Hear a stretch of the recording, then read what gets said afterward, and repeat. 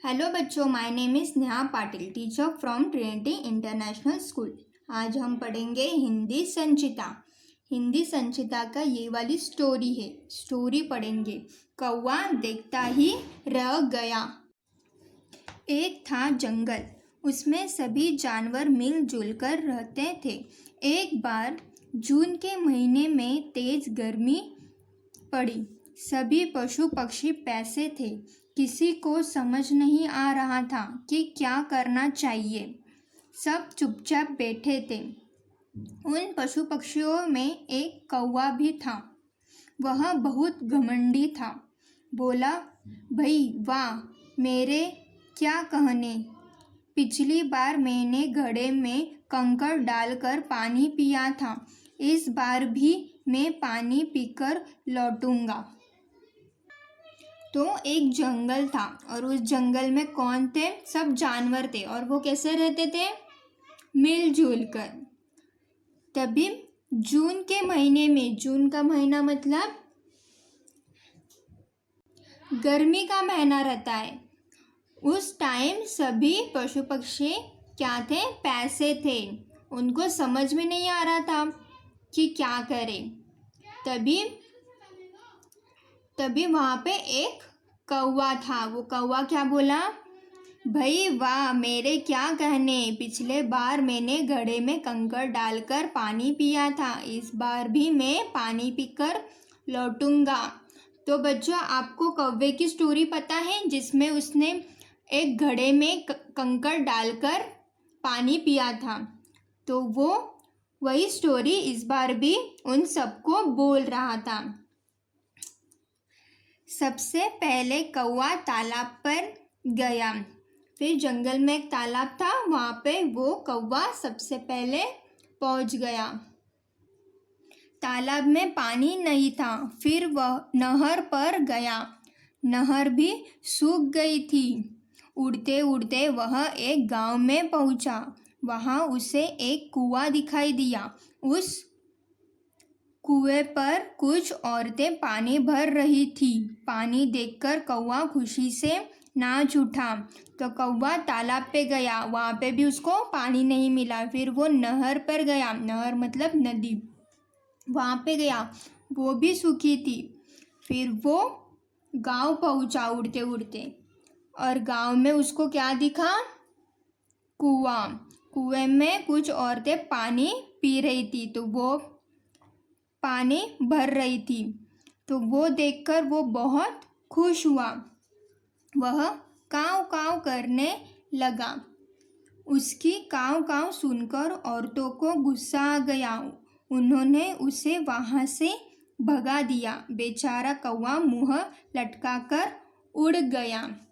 तो वो पानी देखकर क्या करने लगा? काव काव करने लगा। और वो औरतें उसकी काव काव सुनकर बहुत परेशान हो गई। उसको गुस्सा आ गया और उन्होंने उस कौवे को भगा दिया। फिर बेचारे का मुंह लटक गया और वो वहाँ से चला गया।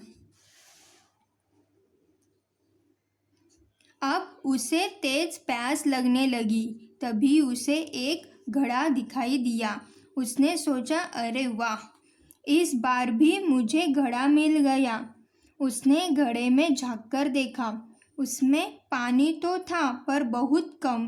उसने अपनी चोंच घड़े में डाली, परंतु चोंच पानी तक पहुंच ही नहीं पाई। तो इस बार वो बहुत प्यासा था और वो उड़ रहा था।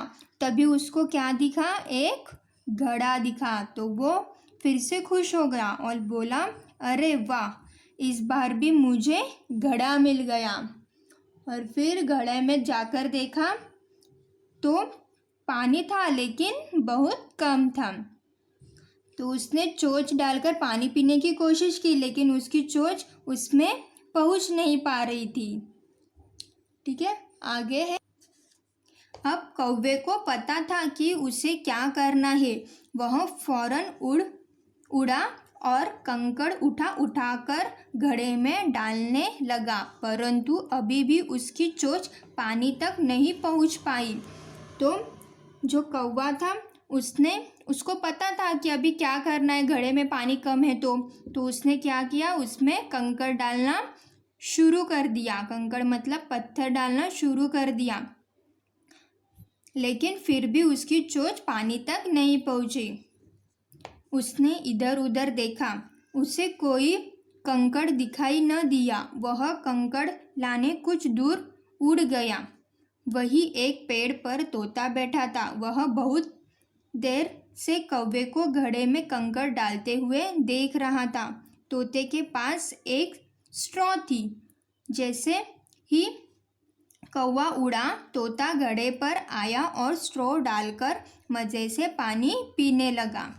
तो अभी क्या हुआ कि कौवा उसमें कंकड़ डाल रहा था, लेकिन कंकड़ उसके ख़त्म हो गए, तो वो कंकड़ ढूंढने थोड़ी दूर चला गया। तभी एक पेड़ पर कौन बैठा था? तोता।